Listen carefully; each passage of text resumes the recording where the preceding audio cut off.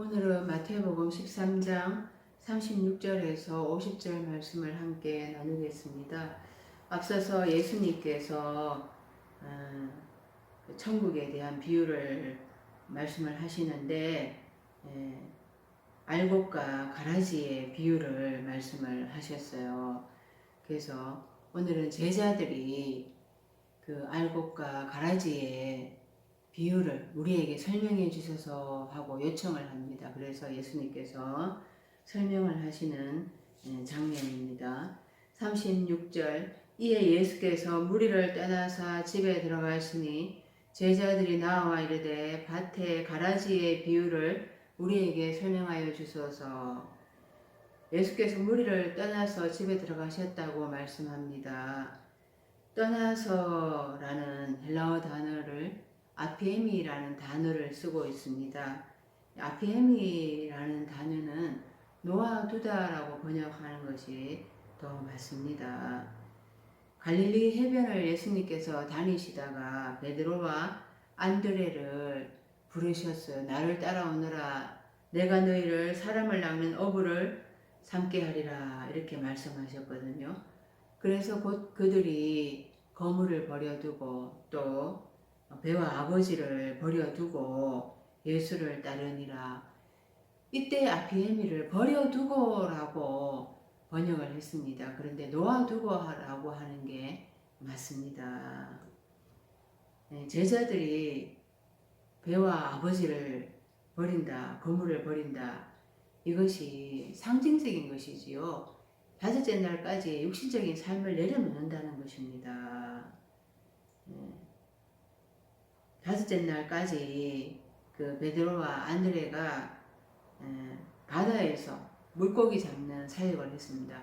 그 사역자였던 것입니다. 다섯째 날 사역을 하는 사역자였다라는 것입니다. 그들이 사도가 되어서 다시 다섯째 날로 가서 복음을 전해야 하는 것입니다. 그래서 무리를 떠나서 무리를 놓아두고 잠시 놓아두고 이렇게 해석을 할 수가 있습니다. 제자들에게만 복음을 전하는 것인가? 아니죠. 제자들이 장차 이 무리들에게 나라의 복음을 전해야 하는 것입니다. 그때까지 잠시 놓아뒀다라는 것입니다. 아버지가 이 히브리어로 아버인데요. 양육자라고 할 수가 있습니다. 창세기 49장에 야곱이 12아들을 축복합니다. 그럴 때 축복하다라는 히브리어 단어가 바라크인데요.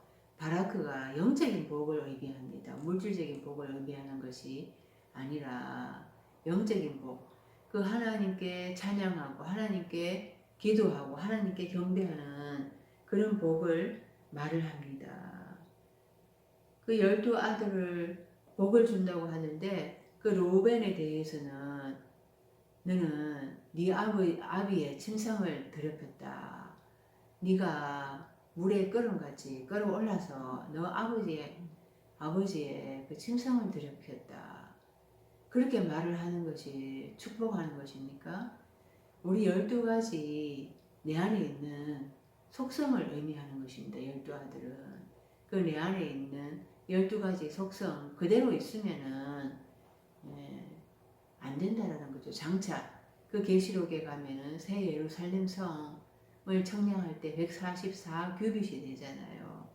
그래서 본성 삶이 다 묶여서 그 하나님 나라의 아들 삶으로 본성이 변화되었을 때 그때 새 예루살렘 성, 새 하늘과 새 땅이 되는 것이지요.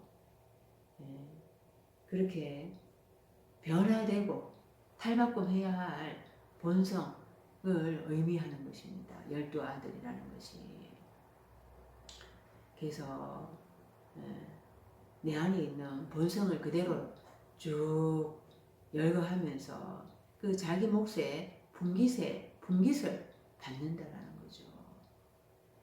그런데 그것이 탈바꿈되고 변화되면은 그 하늘나라의 거룩한 신부가 된다라는 것입니다. 그래서 그 아브라는 것이 그 양육을 하는 것을 말을 하는 거죠. 야곱이 12아들을 양육을 하는 것입니다. 사무엘하 7장 14절에 보면은 나는 그에게 아버지가 되고 그는 내게 아들이 되리니 그가 만일 죄를 범하면 내가 사람의 매와 인생의 채찍으로 징계하려니와. 아버지와 아들 관계, 이것이 하나님과 예수 그리스도와의 관계입니다. 또 하나님과 우리와의 관계인 것입니다. 하나님이 아버지가 되셔서 그 성도 하나님의 백성인 우리가 죄를 범하면은 사람의 매와 인생의 채찍으로 책망한다, 바로잡는다, 양육한다, 이런 뜻인 것입니다. 그래서 다섯째 날 사역을 하는 그 사역자였지만은 그들이 사도가 되면은 다섯째 날로 가서 다시 복음을 전하게 된다라는 것입니다. 그래서 건물을 아버지를 배를 놓아두고 이렇게 해석을 하는 거죠. 그래서 예수님도 무리를 잠시 놓아두고 이렇게 해석할 수가 있습니다. 37절 대답하여 이르시되 좋은 씨를 뿌리는 이는 인자요. 38절에 밭은 세상이요 좋은 씨는 천국의 아들들이요 가라지는 악한 자의 아들들이요. 이 씨가 헬라어로 제라라고 하는데요. 말씀을 의미하기도 하고 후손을 의미하기도 합니다. 씨를 뿌리는 것이 창세기 1장 11절에 처음 나옵니다. 하나님이 이르시되 땅은 풀과 씨 맺는 채소와 각기 종류대로 씨 가진 열매 맺는 나무를 내라 하시니 그대로 되어 이 땅이 풀, 채소, 나무를 냈는데요. 이게 다 완료된 것처럼 번역을 했습니다. 그런데 미완료입니다. 이 셋째 날을 의미하는데 셋째 날의 사람은 아브라함이죠. 하나님은 아브라함을 갈대아 우르에서 부르셨습니다. 그리고 하늘의 별과 같이 네 후손이 많게 하겠다고 약속을 하셨어요. 그런데 아들이 안 생기는 거예요. 그래서 사라가 첩 하가를 취해서 아브라함으로 아들을 낳게 합니다. 그것이 이스마엘이죠. 그 집안에 분쟁이 생기게 되는데요. 하나님은 아브라함에게 그 이스마엘이나 하갈로 말미암아 근심하지 말고 하갈 이스마엘을 내가 쫓으라. 이삭에게서 나는 자라야 네 씨라 부를 것이니라 이렇게 말씀하세요. 그 이삭과 이스마엘 다 아브라함의 속을 말을 하는 것입니다. 씨가 자손이잖아요. 그 사라를 통해서 자식을 낳았는데 아브라함의 사상의 흐름을 비유로 말을 해주는 것이지요.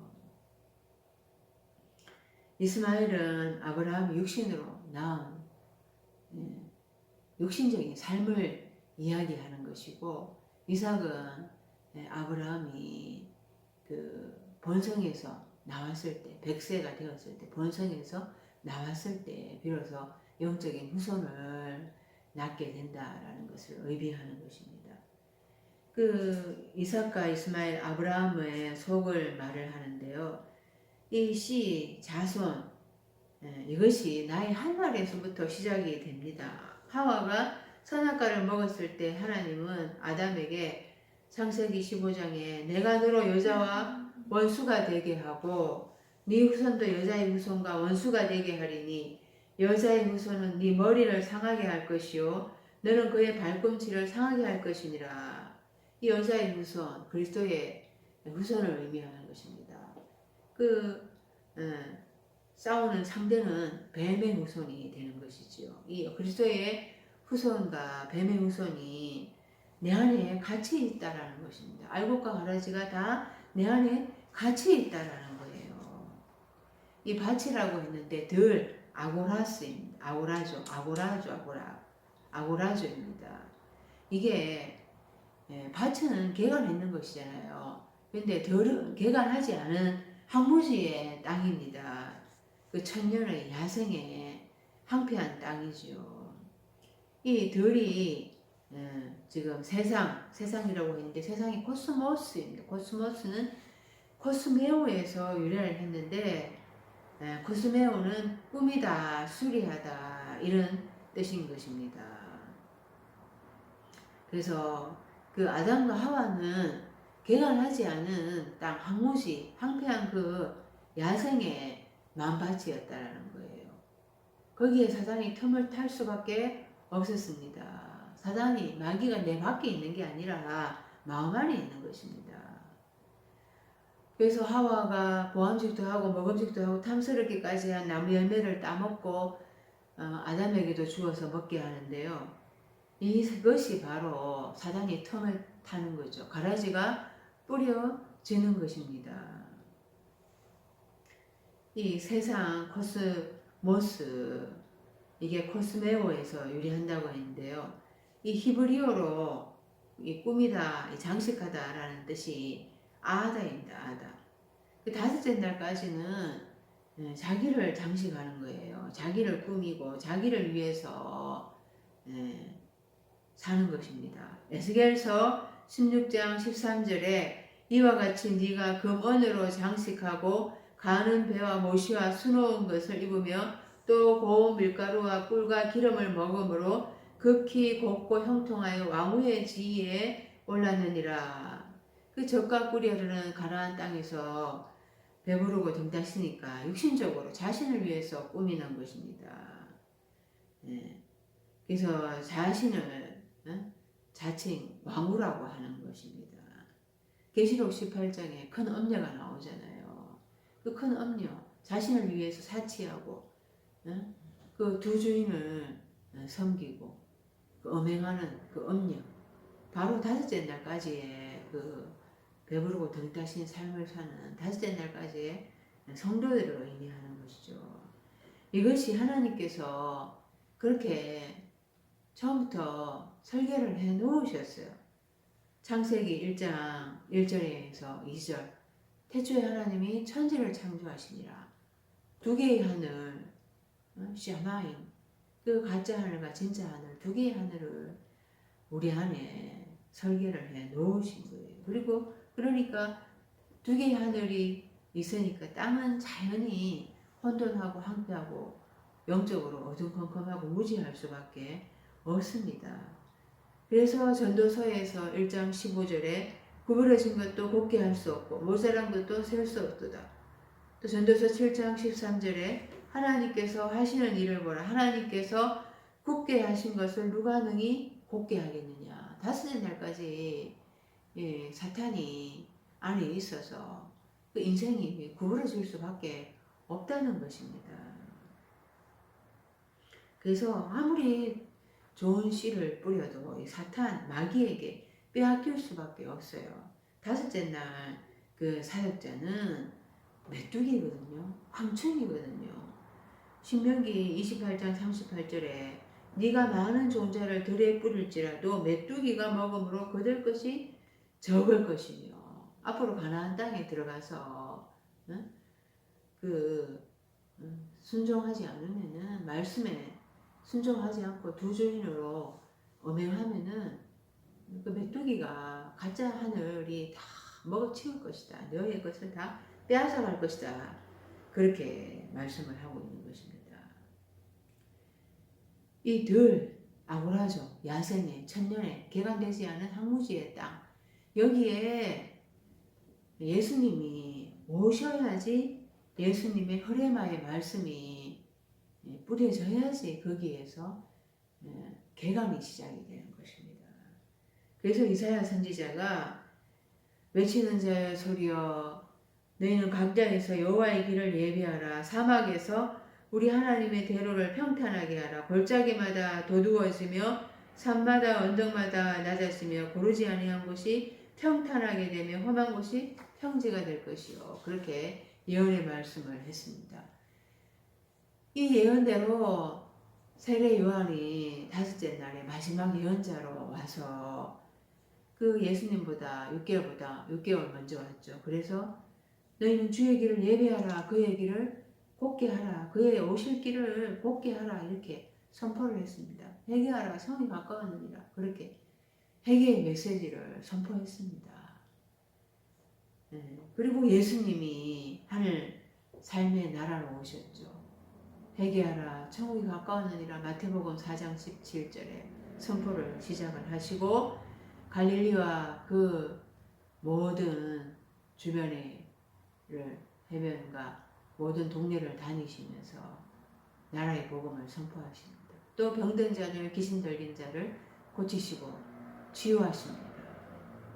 그 예수님은 구약의 아버지와 아들과 성령 이 셋이 각각으로 일했었는데 그 세 분이 삼위일체 그 실체로 나타나신 분이신 것입니다. 나라, 독립국가의 그 실체로 모습을 드러내신 것입니다. 39절에 가라지를 뿌린 원수는 마귀요 주술때는 세상 끝이요 주술꾼은 천사들이니 이 세상 끝이라고 했는데요. 세상이 지금 여기에서 헬라어로 아이온이라는 단어를 쓰고 있습니다.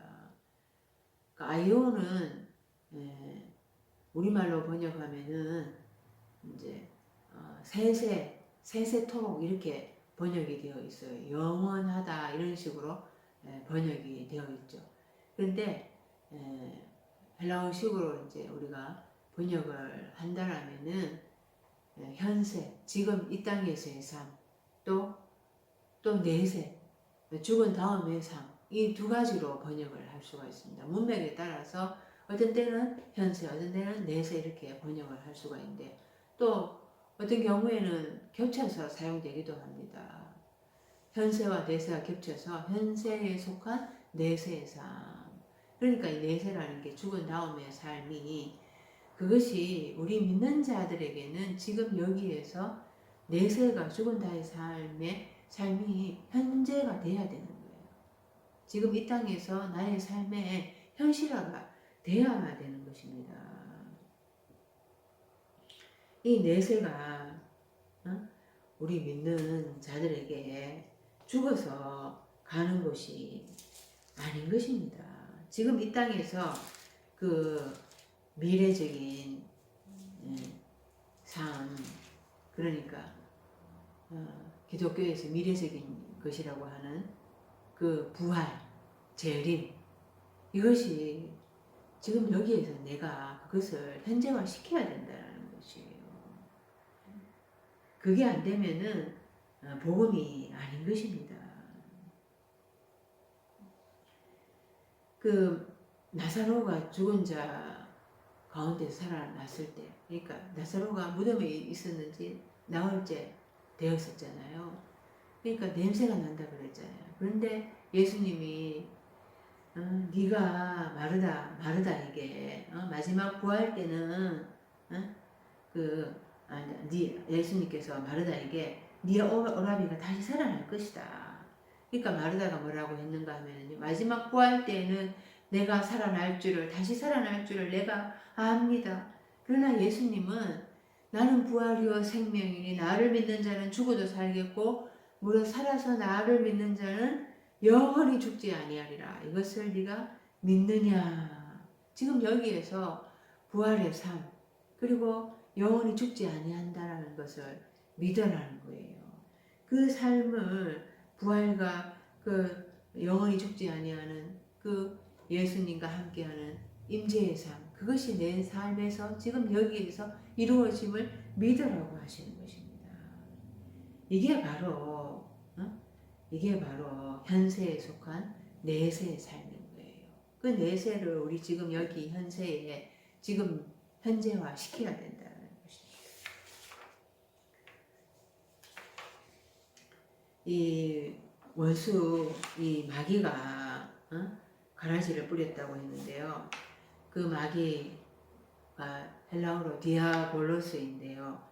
디아발로라는 단어에서 유래했습니다. 디아라는 전치사, 뭐를 통하여 또 발로 던지다, 뭐를 통해서 던지다. 계속해서 그 원수 마귀 사탄은 나의 한날에서부터 7째 날까지 계속해서 나를 던지고 공격하고 비방하고 비난하는 것입니다. 그래서 베드로 사도는 건신하라 깨어라 너희 대적 마귀가 우는 사자같이 두루다니며 삼킬 자를 찾고 있다고 했습니다. 그 예수님이 오셔야지 예수님이 오셔야 마귀를 멸하시고 그 나와 함께 공동 완성을 해나갈 수가 있게 됩니다. 그 예수님이 오셔서 더러운 귀신들이 나타나잖아요. 예수님이 오셔서 그 더러운 귀신들이 다 드러나게 되는 거예요. 그러면서 그 더러운 귀신들이 예수님께로 와서 고침을 받게 되는 것이지요. 그 예수님은 우리와 같이 혈과 육을 함께 지닌 모습으로 오셨지만은 그 예수님은 그 물을 사장을 정복하신 분이기 때문에 마귀를 멸하실 수가 있는 거예요. 그리고 십자가의 죽으심으로 말미암아 그 원수 마귀를 완전히 멸하게 되는 거죠. 그 하나님의 아들은 우리에게 더러운 그 사상, 더러운 영, 더러운 말씀을 먹고 죄를 짓게 하는 그 마귀를 멸하려고 오는 것입니다. 그 예수님이 오셔야지 그 내 안의 사탄을 결박하고 이길 수 있는 그런 전쟁을 하게 되는 것입니다. 이 끝이라고 세상 끝이라고 번역을 한 게 헬라어로 신텔레이아인데요. 신 전치사 함께라는 전치사 또 텔로스 완성이라는 뜻입니다. 그러니까 함께 완성 공동으로 완성이 가는 겁니다. 나와 함께 공동으로 완성이 가는 것입니다. 예수님이 오셔야지 나와 함께 사탄과의 전쟁을 하고 나와 함께 십자가에 못 박히면서 완전히 사탄을 무저갱에 잡아서 천년 동안 결박을 하는 것이지요. 내가 혼자 하면 이길 수가 없습니다. 예수님이 함께 하셔야지 내가 공동으로 완성하게 되는 것입니다. 그런데 다섯째 날은 역사적인 예수의 재림을 기다리고 있거든요. 그 자기 안에 예수님이 탄생도 안 했는데 어떻게 재림을 기다릴 수가 있겠습니까? 공동 완성을 해나갈 수가 없는 것입니다. 그 예수님은 마태복음 10장 34절에 내가 세상에 화평을 주러 온 줄을 생각하지 말라. 화평이 아니요 검을 주러 왔노라 말씀하셨어요. 예수님이 오셔야지 그 혈레마의 말씀으로 그 전쟁이 시작이 되는 것입니다. 내 안에 알곡과 가라지가 같이 있는데 그 혈레마의 말씀으로 가라지를 이제 분별하게 되는 것입니다. 그래서 전쟁을 치르게 되는 거죠. 이 전쟁은 계시록까지 있습니다. 계시록 12장에 보면은 그 하늘의 전쟁이 있는데 미가엘과 그의 사자들, 용과 그의 사자들, 그 하나님 편에 있는 하나님의 사자들과 또 용 사탄과의 그 두 전쟁이 하늘에서 있다라는 거예요. 왜냐고 하면은 두 개의 하늘이 있으니까 내 안에 진짜 하늘, 가짜 하늘 이 두 개의 하늘이 이제 싸우는 거예요. 그래서 가짜 하늘 큰 형이 땅으로 내어 쫓기죠. 그 땅으로 내어 쫓겨서 이제 그러면 하늘에 진짜 하늘이 되는 거죠. 단수 하늘이 되는 거잖아요. 그래도 이 사탄이 용이 뱀이 마귀가 땅에 내려와서 또 임금 노릇 하려고 하는 거죠. 그것도 땅에 임금 노릇 하는 그것도 내쫓아야지 전쟁에서 완전히 승리하게 되는 것인데요. 그런데 이 다섯째 날은 내 안에 가라지가 같이 있다. 이것이 예수님이 탄생을 못하고 있으니까 깨달을 수가 없는 것입니다. 자기 안에 이 가라지가 있다는 것을 말로는 해요. 말로는. 그런데 말로는 하지만은 두 주인을 섬기고 있죠. 엄행하고 있는 것입니다. 그래서 공동 예수님의 말씀과 이 가라지 이게 전쟁을 해야 되는데 그 전쟁을 치를 수가 없어요. 공동으로 성장을 해가면서 공동 완성이 되어 가야 되는데 그거를 할 수가 없는 것입니다. 40절 그런즉 가라지를 거두어 불에 사르는 것 같이 세상 끝에도 그러하리라. 응? 알곡과 가라지가 구별이 돼야지 그 다음에 가라지는 먼저 거두어서 불에 사르도록 단으로 묶고 또 알곡을 모아서 창고에 들일 수가 있는 거잖아요. 그 알곡과 가라지가 구별되고 구별되어지는 것이 바로 공동정리입니다. 빛과 어둠이 뚜렷이 강화되어서 구별할 수 있을 때 그때 공동정리하는 것입니다. 그러면은 예수님의 탄생이 내게 있어야 돼요. 예수님이 나와 함께 십자가에 죽으시면서 예수님의 부활이 내 부활이 돼야 돼요. 예수님의 재림이라는 것이 재림이 아니라 나와 세상 끝나가서 나와 함께 하신다는 그 임재로 나와 함께 할 때 그렇게 이게 완성이 되는 게 공동 완성인 것이죠. 그게 바로 복음화가 되는 것입니다. 내 삶의 현재화되는 복음인 것입니다. 41절에 인자가 그 천사들을 보내리니 그들이 그 나라에서 모든 넘어지게 하는 것과 또 불법을 행하는 자들을 거두어내어 42절 풀무불에 던져 넣으리니 거기서 울며 이를 갈게 되리라. 그 인자가 사자들을 보내었을 때 그 나라에서 모든 넘어지게 하는 것, 곧 또 넘어지게 하는 것, 덫이라고 할 수가 있죠. 또 불법을 행하는 자들을 공동 정리할 것이다. 이게 그 알곡과 가라지가 성장되었을 때, 그랬을 때 이제 그 공동 성장되어서 구별되어서 했을 때 이제 그때 공동 정리를 하는 것입니다. 이게 계시록 20장 10절에 백보자 심판 그 상황하고 딱 맞아떨어지는 것입니다. 백보자 심판 때 앞에 두 종류의 책이 있었습니다. 하나는 생명책, 하나님의 말씀에 순종한 그 삶을 얘기하는 거죠. 또 하나는 또 죽음자의 삶이 죽은 삶이 기록된 것. 그러니까 두 종류의 사람이 가는 게 아닌 거예요. 내가 백보자 앞에 갔을 때 내 삶을 하나님이 그것을 공동 정리한다라는 것입니다. 내 안에 하나님의 말씀에 순종한 것, 말씀에 순종하지 않은 것, 그거를 갈라낸다라는 거예요.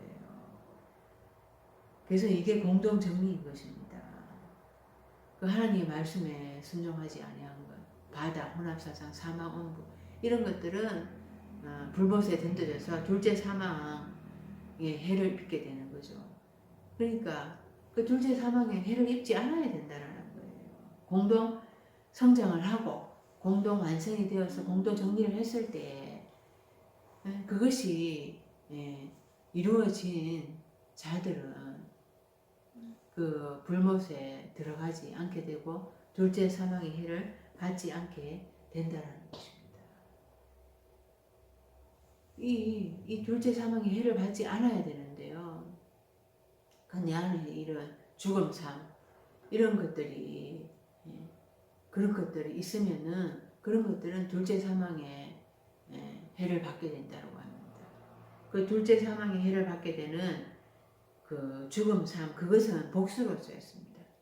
생명, 책, 선한 삶을 산 것은 단수로 되어 있는데요. 생명의 책은 단수이고 죽음, 삶 이거는 복수로 되어 있어요. 왜 복수로 되어 있는가? 계시록 21장 8절에 두려워하는 자들과 믿지 아니하는 자들과 흉악한 자들과 살인하는 자들과 엄행하는 자들과 점술가들과 우상 숭배자들과 거짓말하는 모든 자들은 불과 유황으로 타는 곳에 던져지리니 이것이 둘째 사망이라. 그러니까 내 안에 여러 가지 그 불법을 행하는 두려워하는 삶, 믿지 아니하고 흉악하고 살인하고 엄행하고 점수를 행하고 거짓말하고 이런 것들이 다 죽음 삶. 내 안에 이런 삶들이 있으면은 그것은 공동 정리되어서 둘째 사망의 해를 입게 된다라는 것입니다.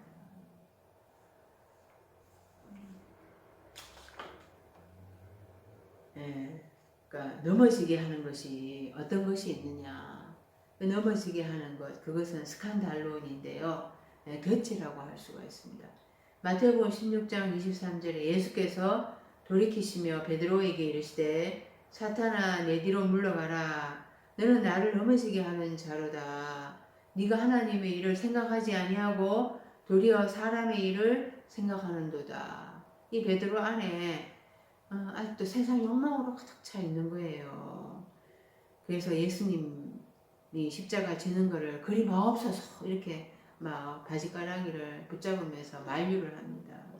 그 세상의 혼합사상이 그 속에 베드로 속에 뿌리를 아직도 받고 있는 거죠. 그것이 세상적인 욕망, 욕심이 베드로에 덫인 것입니다. 그리고 또 세상적인 욕망을 부추기는 메시지를 전한다면 그 사람은, 그 설교자는 덫을 넣는 것입니다. 형제들에게 그 덫으로 넘어지게 하고 심지어는 또 죽게 할 수도 있는 그 덫으로 그렇게 형제를 넘어지게 하고 또 죽이기도 하는 거죠. 그 베드로가 반석이 되었을 때 베드로는 페트로스 남성이거든요. 근데 페트라 여성, 그 안에서 예수의 탄생, 그 잉태, 이 해산 이런 것들이 있을 때, 그 여성 페트라가 되었을 때 그 반석 위에 교회를 세울 거다 이렇게 말씀을 하십니다. 그래서 엄부의 권세가 이기지 못하리라 이렇게 말씀을 하시죠. 뭐 넘어지게 하는 거, 이런 것들이 다 불법인 거죠. 그러니까 이 불법 이런 것들을 다 정리를 해야 하는 것입니다. 그 불법 아노미아라는 단어인데요. 그 죄를 짓게 하는 것들이죠. 그 하나님은 의를 사랑하시고 불법을 미워하시는 분이시잖아요.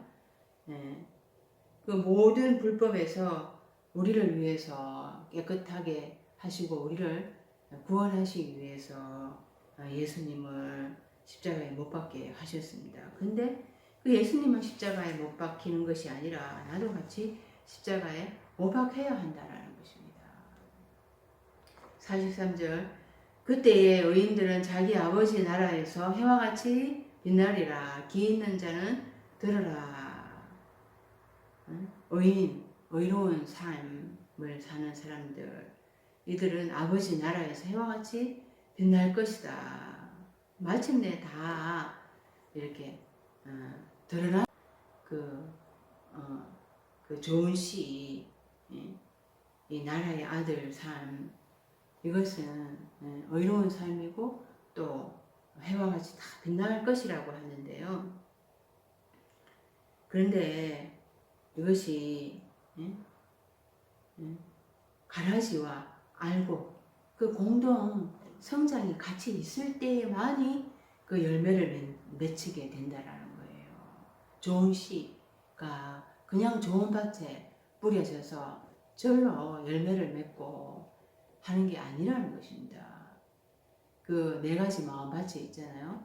길가, 돌짝, 가시떨기, 좋은 밭이 있는데 이 좋은 밭에 그냥 좋은 씨가 떨어져 가지고 절로 열매를 맺는 게 아니라는 것입니다. 좋은 밭이 옥토잖아요. 거기에 처음부터 옥토가 아니었다라는 거죠. 돌을 골라내고 그 하나도 작물이 자랄 수도 없으니까 거기에 거름을 줘가지고 기름진 땅이 되게 하는 것입니다. 몇 년을 그렇게 거름을 주고 일구어서 그 해야지 옥토밭이 되는 것입니다. 그러니까 이 옥토 좋은 밭이 30배, 60, 100배 열매를 맺는데 그거는 노력형이고 순종하는 거라는 거예요. 길가이고 돌짝밭이고 이렇게 가시떨기 밭은 순종을 안 했다는 노력을 안 했다는 거예요. 옥토밭도 자기 안에 가라지 같이 자라고 있었지만은 자기가 그 하나님 말씀 앞에 엎드려서 순종하고 가라지를 그 말씀으로 전쟁하는 그런 영적 전쟁을 치렀다는 것입니다. 그래서 계시록 21장 7절에 이기는 자는 이것들을 상속으로 받으리라. 나는 그의 하나님이 되고 그는 내 아들이 되리라. 이기는 자가 되어야지 하나님의 아들이 되는 상속자가 된다는 것이죠. 44절에 천국은 마치 밭에 감추인 보화와 같으니 사람이 이를 발견한 후 숨겨두고 기뻐하며 돌아가서 자기의 소유를 다 팔아 그 밭을 사느니라. 이 밭이 들이라고 했잖아요. 아고라죠. 야생 그 개간하지 않은 황무지라고 했는데요. 그 야성 황무지 그 안에 천국이 있다라는 것을 발견했다라는 거죠. 그 내 안에 정말 보물이 숨겨져 있구나. 이거를 깨달았다라는 거죠. 그러면은 모든 소유를 팔아서 그 밭을 산다 이렇게 말씀을 하는데요. 그 모든 소유를 다 팔아 이럴 때 육신적인 것들을 다 내려놓는다 이런 뜻인 것입니다. 다섯째 날까지의 나의 육신의 안목과 정욕 이런 것들을 다 부인하고 내려놓는다라는 거죠. 그거를 다 판다라고 이렇게 비유를 한 것입니다. 그 보아라는 게 헬라어로 데사우로소인데요. 데사우리조라는 단어에서 유래를 했습니다. 데사우리조는 쌓아놓다 이런 뜻인 거예요. 저장하다, 비축하다 이런 뜻인데요. 그 다섯째 날까지 내가 쌓아놓은 것, 내 안에, 내 안에 사랑, 내 안에 의, 내 안에, 내 안에 그 열심, 나의 방법, 내 안에 공로, 나의 공로, 이런 것들을 다 다섯째 날까지 그냥 열심으로 쌓아놨는데, 그런데 그런 것들을 이제 예수님이 내 안에 탄생을 하시니까 다 내려놓을 수가 있게 된다는 거죠. 그것들을 다 부인하게 된다라는 것입니다.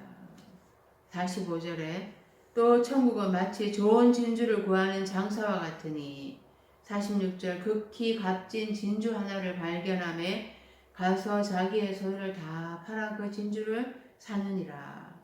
이 진주가 계시록 21장 21절에 그 새 예루살렘 성에 12문이 있는데 그 12문이 12진주라고 되어 있습니다. 강문마다 한 개의 진주로 되어 있고 또 성의 길은 맑은 누리 같은 정금이라고 말씀합니다.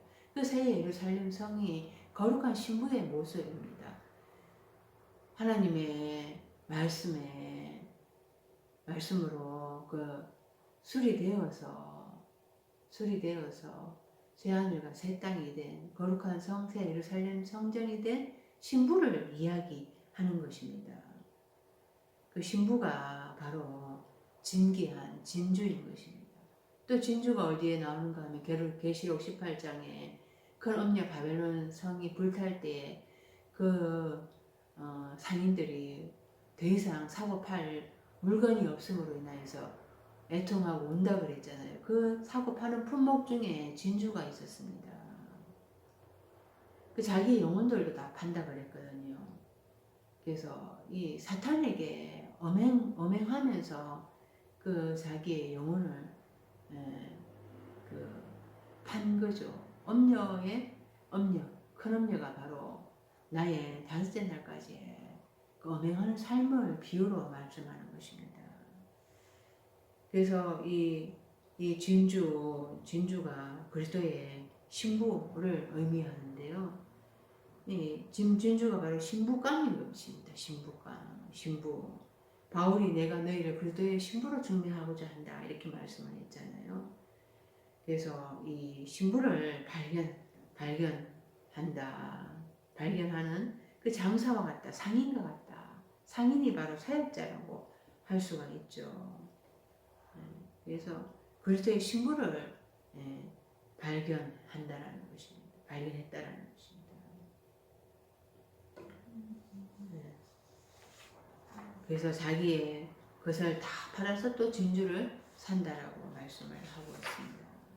47절 또 천국은 마치 바다에 치고 각종 물고기를 모는 거물과 같으니 48절 거물에 가득함에 물가로 끌어내고 앉아서 좋은 것은 그릇에 담고 못된 것은 내버리느니라.